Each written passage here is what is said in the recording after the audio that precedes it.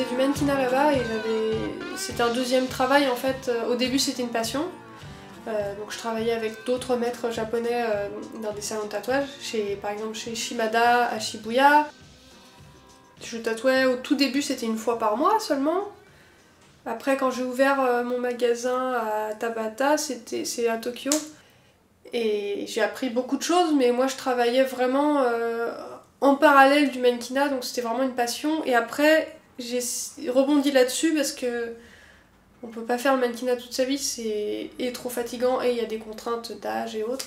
Je me suis rendu compte que la France était un très beau pays, chose que j'avais pas vue avant.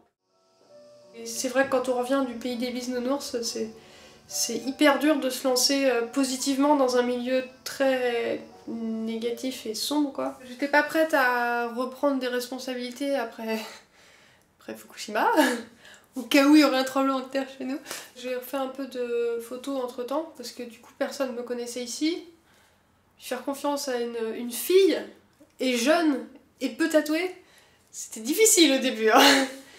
C'est un effet rituel placebo qui marche et qui est efficace plus ou moins. Il y a beaucoup de gens qui viennent se faire tatouer pour passer un cap, pour marquer une étape, pour passer au-delà de quelque chose de douloureux par la douleur de la peau par exemple.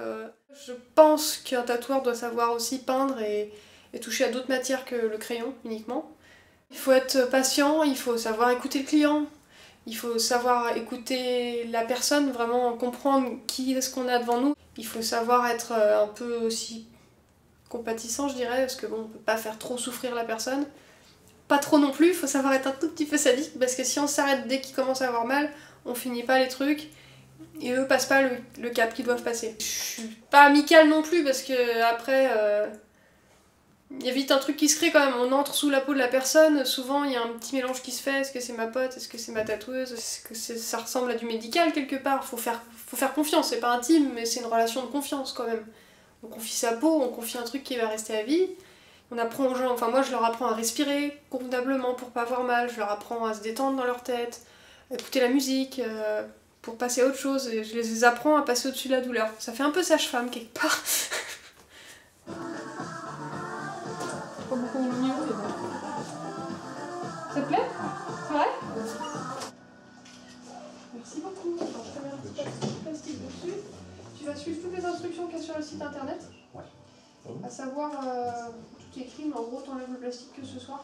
Prends une douche ce soir et les autres jours, t'évites au max l'eau et l'humidité. Tu prends que des t-shirts propres en coton. Mais je continue à dire, c'est pas si douloureux que ça. Hein. C'est comme un épilateur électrique. 3 heures d'épilateur électrique, ça fait plaisir à personne.